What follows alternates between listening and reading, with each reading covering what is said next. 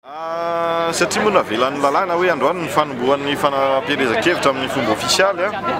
dia tsy ampy ny hoe matoky tena fa tsy maintsy miankina amin'Andriamanitra ka dia nentina tany amin'ny tranon'Andriamanitra fangatahana tsodrano ny nentina nanombohana an'izao fampielezan-kevitra izao. Etaeta aloha zany dia efa nijerena mihitsy hoe natao isaky ny vohitra raha toa ka manana fokontany 13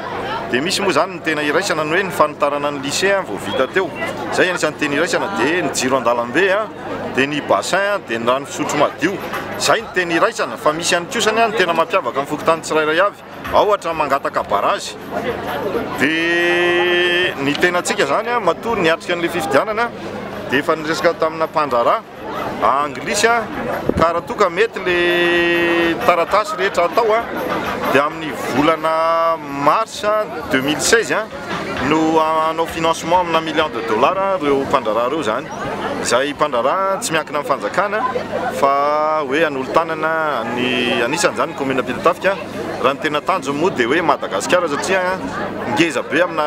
$1 milliard enveloppe dia mba nangataka ny commune Ampitatafika azo apahany ao anatin'izay. Zay tsy midika hoe tsy misy mpamatsy vola hafa fa mametraka indray mandeha ilay fifampitokisana eo amin'ny fanjakana aloha dia eo amin'ny atao hoe mpiara-miombonantoka. Zay ilay hoe mitady an'ilay partenaire technique financier ny commune dia miainga avy amin'ny filan'ny vahoaka nentina hanatanterahana an'ilay fotodrafitr'asa fa ety am-panombohana aloha zany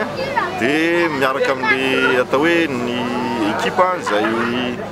nitsongaina tao anatin'ny maro ary manana ny maha izy azy daholo satria misy sehatra hipetrahany tsirairay ary voasolon-tena na ny mibahany eto Ampitatafika satria ny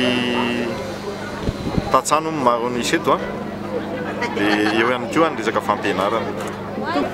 Ny tombony aloha zany dia hoe ny vavolombelon'ny bangy moa dia ny mpiasa moa dia mibainga voavadika efa ny fidiram-bola eto amin'ny commune Ampitatafika dia tsy ampy mihitsy ampidonana azy fa reo mpiara-miombonantoka reo zany no manampy ny commune Ampitatafika. Zareo dia mila fampatokisana hoe le volana tolotra mba lasa inona marina dia napahitana azy hoe raha nangataka zay nanaovana éclairage public ka nomenareo tonga dia lela vola mivangana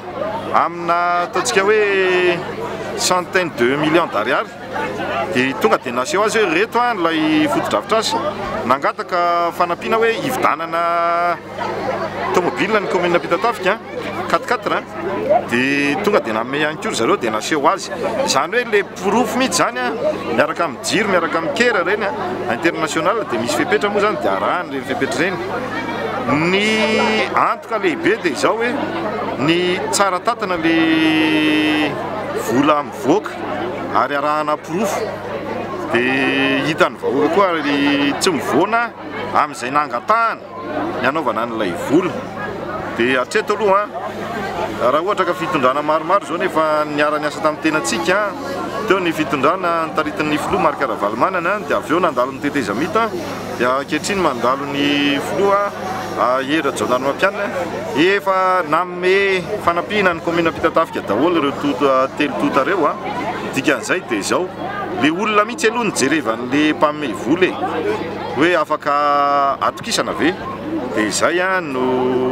amafisina zany ho an'ny mpamatsy vola rehetra na ny eto toerana na ny fanjakana foibe na ny andro velany fa dia mahazo mandry vony vato fa dia ataoko toy ny lay ny tantanana teo aloha ihany ny tantanana ny commune Ampitatafika.